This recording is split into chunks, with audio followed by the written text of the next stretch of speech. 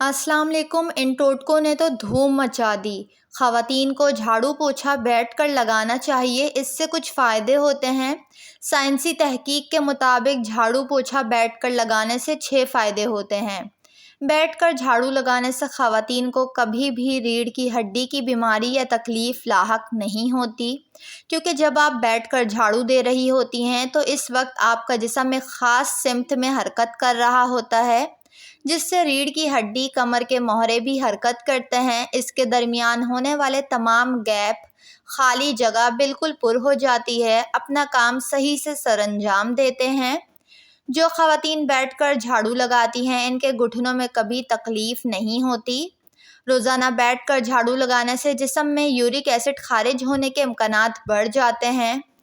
वो ख़वातीन जिनका जिस्म किसी भी वजह से कहीं से भी सूज गया हो या पेट के निचला हिस्सा बाहर आ गया हो, मोटापा आ गया हो, तो बैठकर झाड़ू लगाना सबसे ज़्यादा इनके लिए फ़ायदेमंद समझा जाता है। हमल के वक्त और माहवारी के वक्त होने वाली तकलीफ़ में किसी हद तक कमी हो जाती है। औरतें अपने वज़न से मुतल्लिक बहुत ज़्यादा एहतियात करती हैं कि कहीं इनका वज़न ना बढ़ जाए। ऐसी ख़वातीन को कहा जाता है कि बैठकर पोछा लगाएं, इस तरह इनकी कमर में वर्जिश होगी, साथ साथ पेट की भी, जिससे पेट में मौजूद चर्बी पिघलती है, वज़न कंट्रोल में रहता है। पुदीने की डंडियाँ या लीमू के छिलके कपड़े और किताबों में रखने से कीड़े ख़त्म हो जाएंगे। बारिश के मौसम में घर में लोबान की धूनी ज़रूर दें, इससे सीलन ख़त्म हो जाती है।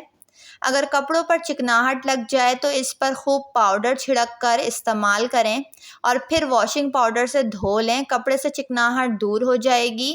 भिंडियों को खस्ता करने के लिए फ्राई करते वक्त चंद कतरे लीमू का रस या फिर दही शामिल कर दें। टांगों के दर्द में भी ख़वातीन को पोछा लगाने से बड़ा फ़ायदा मिलता है।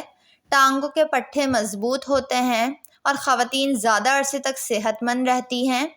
अगर मुर्गी शोरबे वाली पकानी हो तो इसे पकाने से 10-15 मिनट पहले लीमू का रस या फिर सिरका लगा कर रख दें और फिर मुर्गी तल कर मसाला डालकर पकाएं, बहुत ही मज़ेदार बनेगी।